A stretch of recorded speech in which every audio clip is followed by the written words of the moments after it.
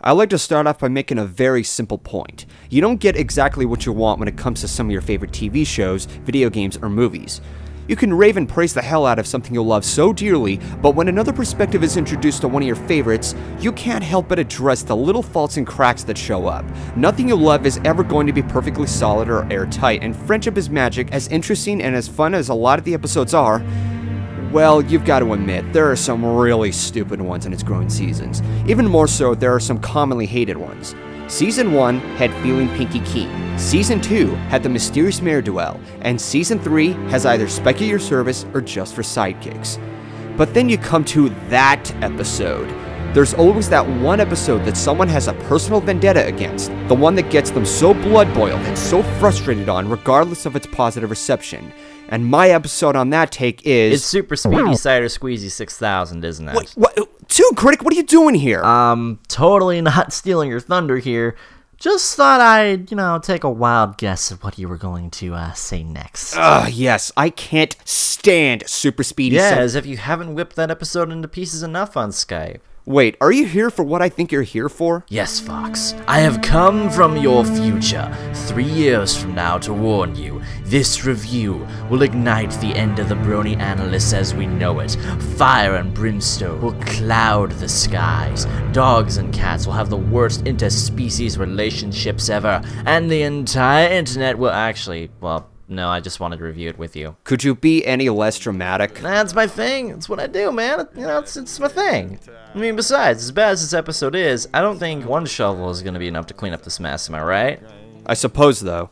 Well then, enough with the meandering. Greetings to you all, I'm GoldenFox. And I'm that one guy. Toon Critic's the name, Toon's the name of my game. And this is the review of my most hated episode, Super Speedy Cider Squeezy 6000. Seriously, what kind of an episode title is that? Well, here it's fine if you got the time, but now I might be mistaken.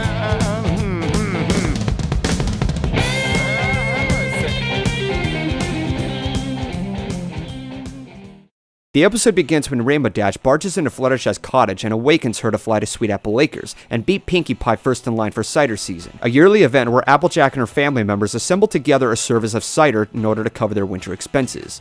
Alas, though, Dash arrives at the farm covered with camping tents as Pinkie Pie is first in line. Man, that always happens to me. Now I know how the people in the registration lines for BronyCon felt. I still have yet to go. You will one day. Just pray you don't end up with a line that goes out of the hotel all the way down to Starbucks. Story of my life, Dash. I feel ya. She's stuck all the way at the back of the line as we see everyone get their fair share of cider. Except for Pinkie, the greedy little... Right as Dash gets up to the front, though, she misses her chance of getting cider, despite all the effort she's tried to get and put up with. This is one of the first major issues that pissed me off like crazy in the entire episode. Well, we're at a pretty good start, aren't we? You know what's coming. Commence rant. Okay, so there's this running gag where Dash undeservingly gets placed under. Every moment of her results in never getting any cider, despite her spending her time, effort, patience, and even spending money she paid for. And this episode expects me to laugh, and yet everyone else did. And in case you haven't guessed it already, this wasn't funny! It never was funny, it never will be funny! It was cruel, ruthless, and completely uncalled for! Dash did nothing to deserve this harassment. Jokes like these in cartoons on a general basis have driven me nuts. Oh, just wait. It gets worse. Pinkie Pie decides to brag about her experiences and create a meme in the process, with tasting the cider and making Dash about ready to buck her off into the sun. Pinkie, there are some days where even I question if you're secretly the biggest troll in Ponyville. While we're at it, Pinkie Pie bought several mugs for herself during the beginning of the episode instead of, oh, I don't know, sharing it with the other ponies and making Applejack's service a little easier. I mean, for Celestia's sake, she sang a song about sharing it over a barrel. Pinkie Pie was known to bring everyone around her into a happy mood, or at the very least try to, and for the most part she succeeded, but instead of doing that, she chooses to be an asshole in this episode. I mean, wow, she's inconsiderate, self-centered, lacking the optimism, and on top of everything else, she's completely oblivious, not paying attention to what she's doing. Pinkie was better than this, and this is supposed to be funny?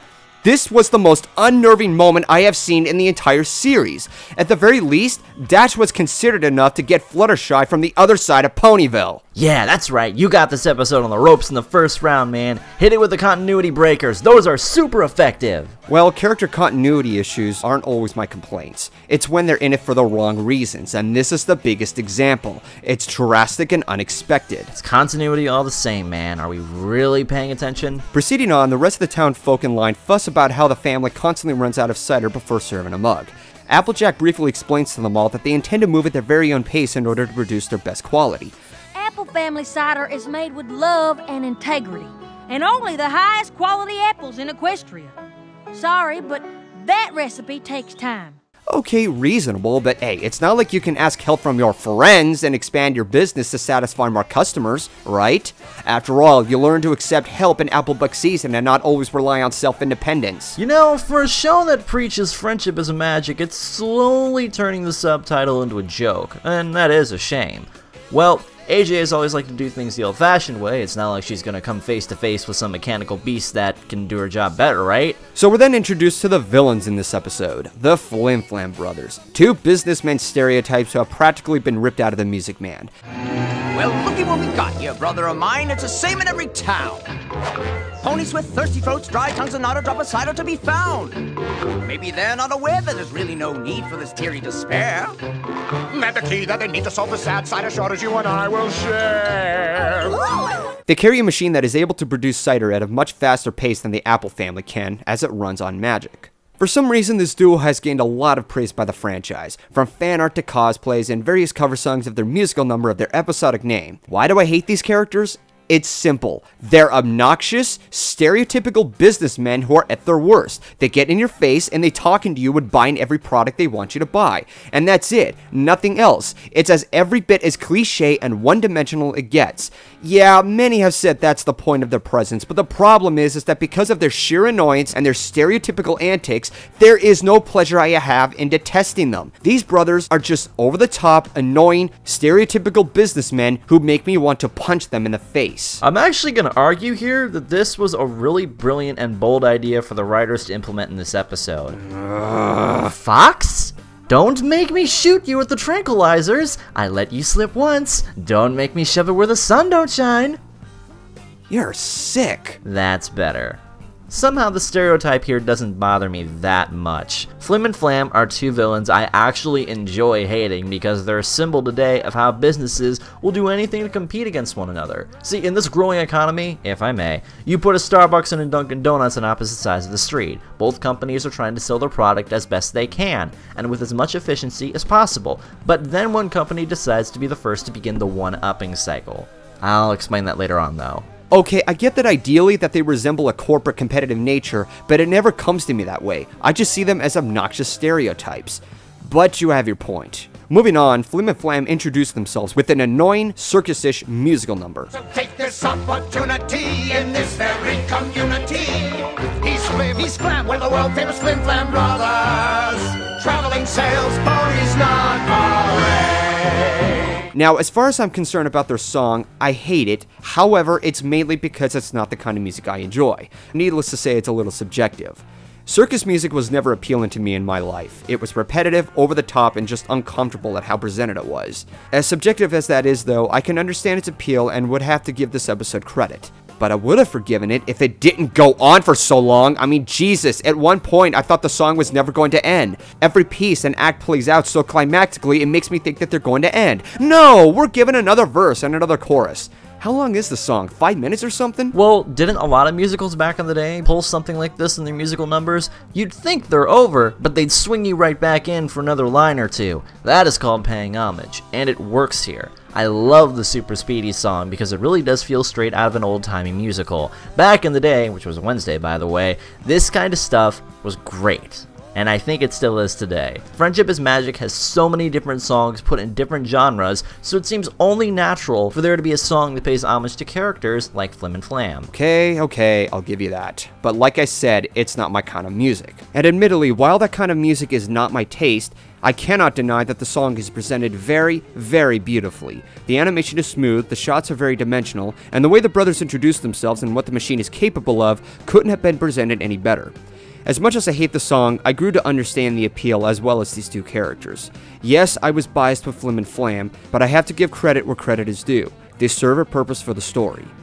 The story, on the other hand, is yet to be talked about. After the song ends, the brothers make a deal with the Apple family in helping produce more of the cider for the customers. But with a catch, they cut a deal of a 75-25 split. The 25%, of course, is given to the Apple family. That seems about fair. That's how a lot of businesses today got screwed over. Of course, Applejack isn't very fond of this since it isn't going to cover enough of their winter expenses. But instead of negotiating and evening out the deal like what a person with a brain would do, they directly refuse the offer. And since the brothers aren't very keen on the rejection, they threaten to drive the Apple family out of business through manipulating the townsfolk. Once we drive Sweet Aeyaeyae out of business. Yeah, good going, fellas. You should have thought a little more carefully. Oh, come on. What's the worst that's gonna happen? They're gonna sing another song? All it's gonna take is one swift backhoof from Big Mac to send these two showboats back home with their tails between their legs anyway. So the next day, they proceed on selling cider, thinking Flim and Flam were nothing but hot air. Then they run out of cider once more. That's it! Last cup! Oh, for Pete's sake! Come on back tomorrow, every pony! And as if matters couldn't get any worse, Flim and Flam return again with a new set of barrels to sell. However, because they used Applejack's apples without permission, she immediately stops them. You can't sell that cider. That's made from Apple family apples. Is this some kind of cruel joke? Yes, unfortunately. Some viewers found this to be funny for no reason. Yeah, I'm going to continue to shove my issue with this joke down your throat so that you get the picture. Some people are very sick. Not that I wouldn't know. The brothers decide that since they can't use the apples on the farm, they imply to take their business outside of Ponyville and throughout Equestria, which increases the chances of driving the family out of business as they said. This then leads to Apple Bloom shooting her mouth off until Granny Smith steps in. Easy, Apple Bloom, easy! What's the matter, Granny Smith? Chicken? What did you call me, Sonny? Did Granny Smith just suddenly turn into Marty McFly? I don't mean to go off topic, but as much as I love Back to the Future, this was a moronic plot convenience to get Marty in trouble, and it appeared right the frick out of nowhere. And apparently it's stupid here. Because of how offended she was for whatever reason, she challenges them to a match of who makes the largest amount of cider in 1 hour, starting tomorrow morning. In addition, she lets the brothers use their apples. Probably not the smartest move, guys. Coming to terms, the winner gets to own the apple farm.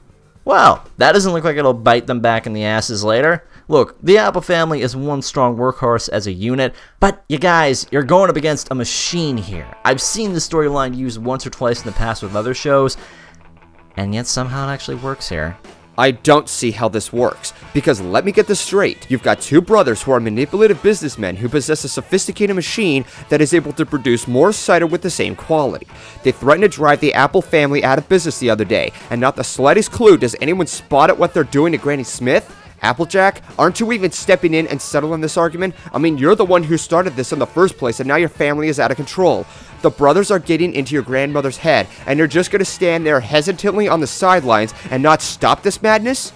You need to negotiate and settle this issue, or you're going to cost your entire family farm. You know, what provides food supply for Ponyville? No?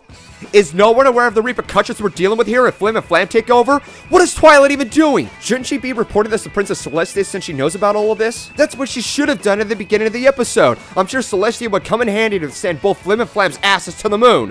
Why isn't anyone being supportive here? What are the main six doing? Why won't anyone be rational or reasonable? Why am I wearing a random tie all of a sudden? What the fuck is wrong with you, punk? Well, so much for this review being under R-rated. I warned you, man.